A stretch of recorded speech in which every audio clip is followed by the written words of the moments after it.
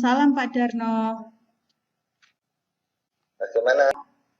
Bapak sendiri Bagaimana kabarnya? Alhamdulillah baik juga Bu Uca. Begini, hari ini kan Bu Uca mau melakukan coaching.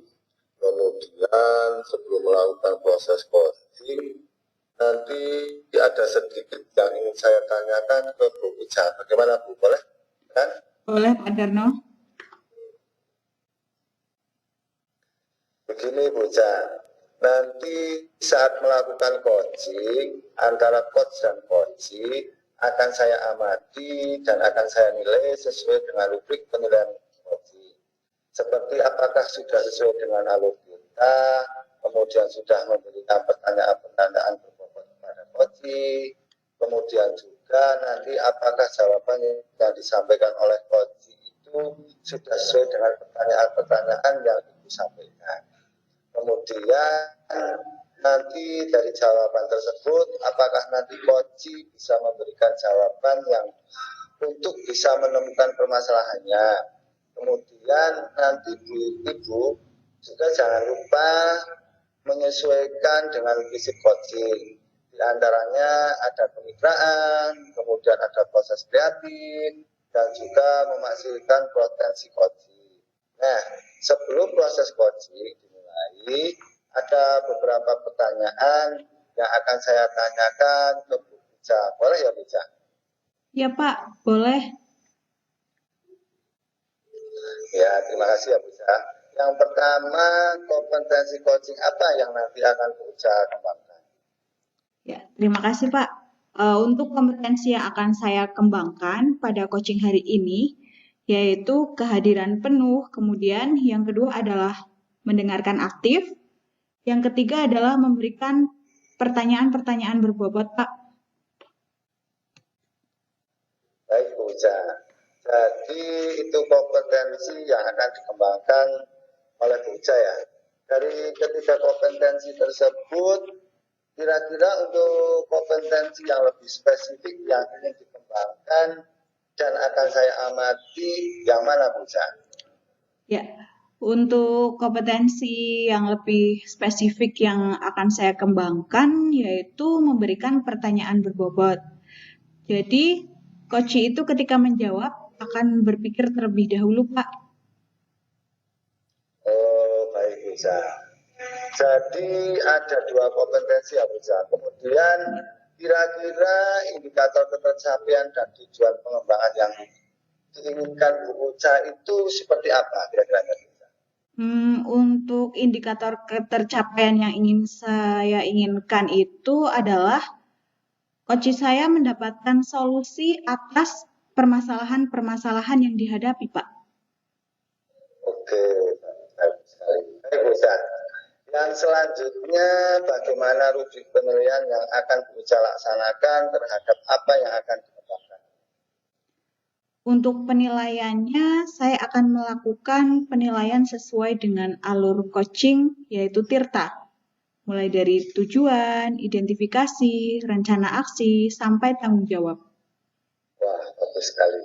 Kemudian, apa harapan dari observasi yang akan kita lakukan bersama ini, Bu? Harapannya adalah semua kegiatan dapat berjalan dengan lancar, kemudian bisa melaksanakan praktik coaching dengan baik, begitu Pak. Terima kasih Bu Uca atas praobservasinya. Silakan Bu Uca bisa melakukan coaching dengan Bu Uca. Sama-sama Pak, baik Pak, terima kasih. Assalamualaikum warahmatullahi wabarakatuh Pak Darno. Waalaikumsalam.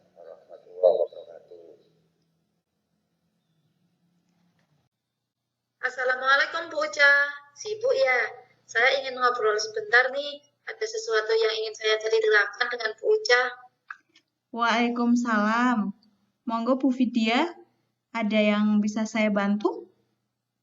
Saya ingin sharing Bu Uca tentang permasalahan yang saya hadapi tentang bullying di sekolah saya. Wah, dengan senang hati Bu Vidya.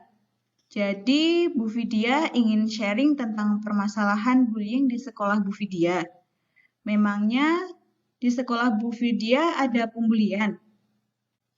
Iya Bu Uca, sebenarnya saya bingung Bu terkait dengan kasus pembulian yang terjadi dengan siswi saya.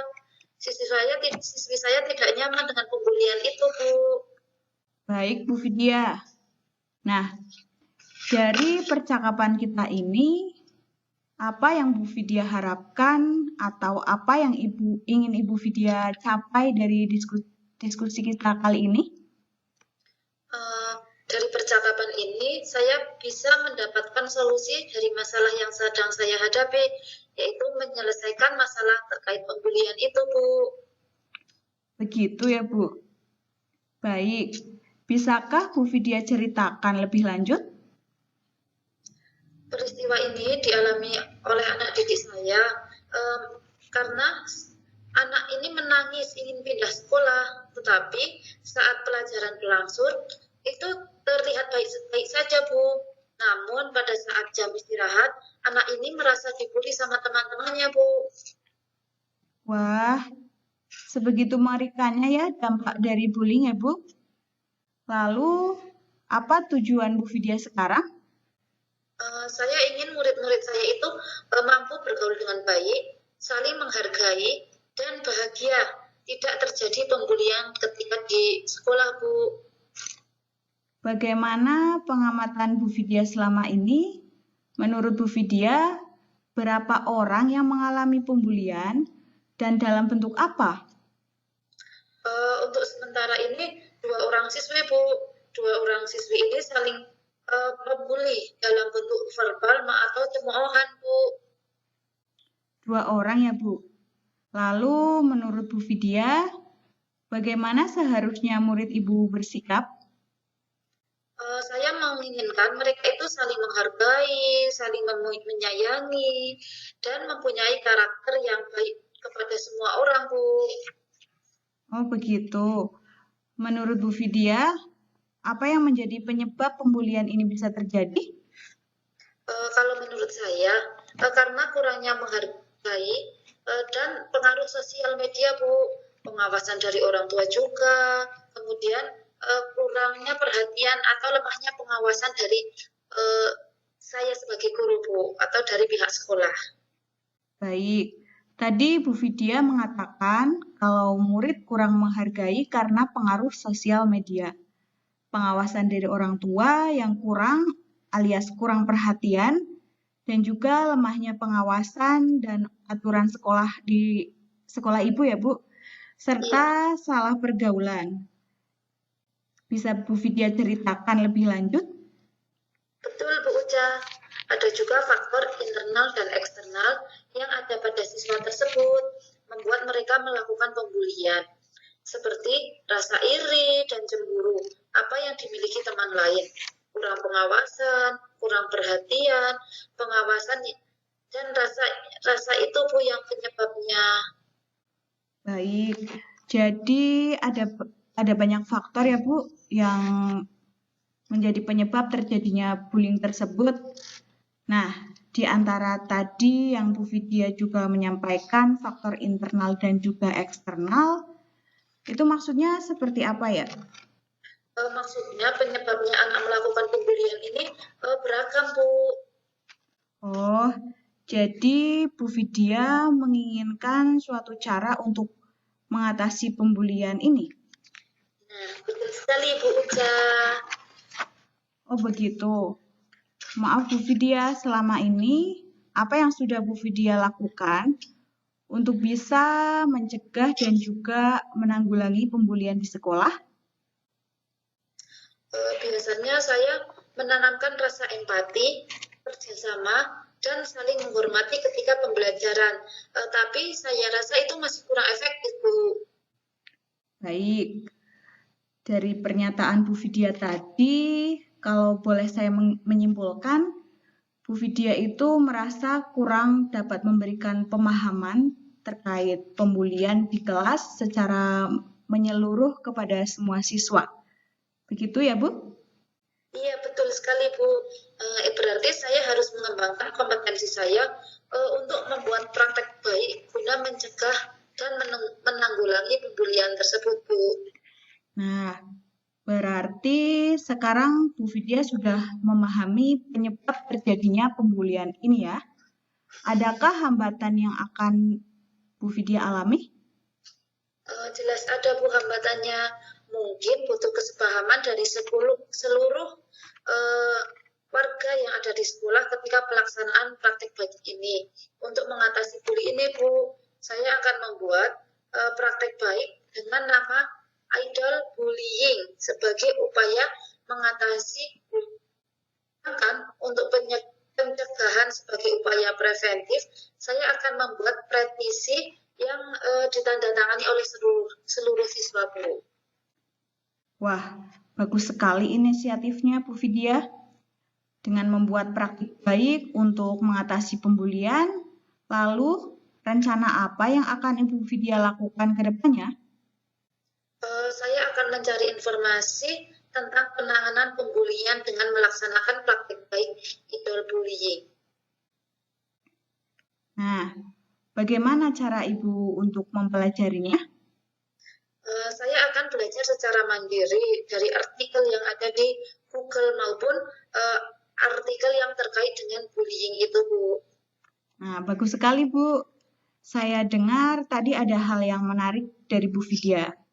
Artikel jurnal yang ada di Google, Ibu bisa ceritakan lebih lanjut mengenai hal tersebut?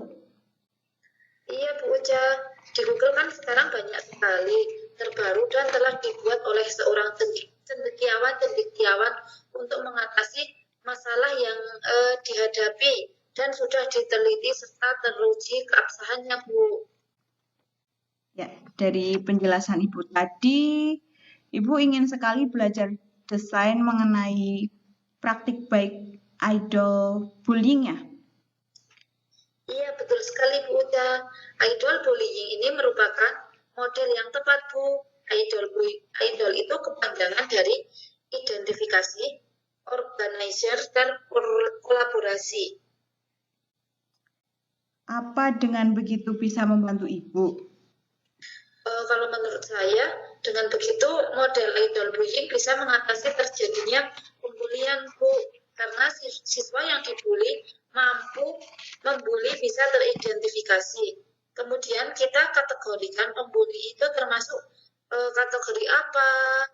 Lalu kolaborasi di sini adalah kolaborasi antar siswa, guru, dan orang tua, Bu. Ya, dari diskusi ini, Bu Vidya bisa menyimpulkan dan juga menceritakan kembali apa yang akan Ibu Vidya lakukan ke depannya. Iya, Bu. Saya akan belajar dari artikel yang ada di Google mengenai jurnal yang membahas tentang pembulian. Lalu saya akan menerapkan model idol bullying.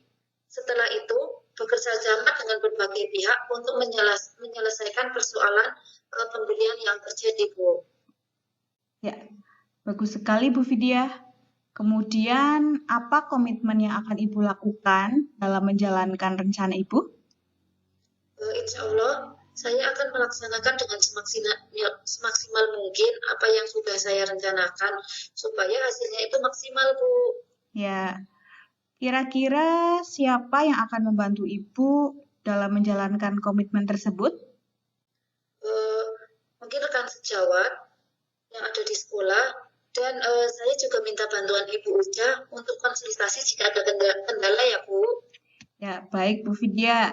Semoga rencana dan juga komitmen Ibu bisa terrealisasi dengan baik ke depannya ya. Ya, Bu Uca. Terima kasih atas waktunya, Bu Uca. Ya, sama-sama Bu Vidya. Jangan sungkan kalau nanti Bu Vidya mau bertukar pikiran tentang sesuatu ya, Bu.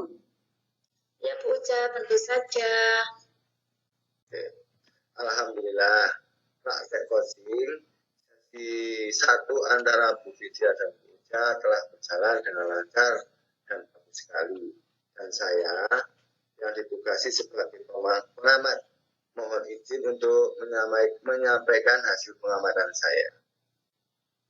Dari hasil pengamatan saya, menurut tahapan alur tirta, dari tujuannya, menurut pengamatan saya, tujuan pelaksanaan coaching sudah jelas sekali. Hal itu terlihat dari percakapan antara Bu Uca sebagai coach dan Bu Vidya sebagai coach. Berdasarkan percakapan tadi, secara tersirat dapat saya simpulkan bahwa tujuan coaching yaitu untuk mencari solusi atas solusi dari masalah yang sedang dihadapi, yaitu menyelesaikan permasalahan pembulian. Untuk identifikasi dari saya itu, dalam tahapan identifikasi Bu Uca berhasil menyampaikan pertanyaan-pertanyaan dan juga umpan balik yang mengarah pada potensi coach ya. Misalnya dengan menanyakan penyebab masalah pembulian. Dari pertanyaan tersebut, Bu Uca sukses membuat Bu Vidya sebagai coach itu dapat introspeksi diri dan menyadari kekurangannya tanpa mengurangi tanpa mengurangi. Dari sampai tahap ini, tampaknya bahwa coach telah menemukan jalan keluar untuk permasalahannya, yaitu kurang menghargai karena pengaruh sosial media, pengawasan dari orang tua yang kurang perhatian, dan lemahnya pengawasan dan aturan di sekolah, serta kurangnya perhatian dari sekolahan juga. Untuk tahap rencana aksi, Bu Uca berhasil menggali potensi Bu Vidya melalui pertanyaan pematik. Misalnya, selama ini apa yang sudah Bu Vidya lakukan untuk bisa mencegah dan menanggulangi pembulian di sekolah. Nah, pertanyaan tersebut membuat coach dengan penuh kesadaran, refleksi, dan menemukan solusi atas permasalahannya.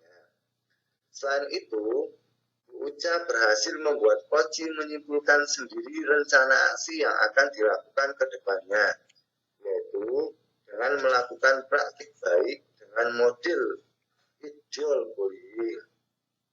Untuk tahapan tanggung jawab, dalam tahapan ini, umpan balik yang diberikan oleh Bu Uca telah menempatkan hasil terbukti dari Bu Vidya sebagai coach dapat menunjukkan komitmennya untuk melaksanakan rencana aksi dengan maksimal.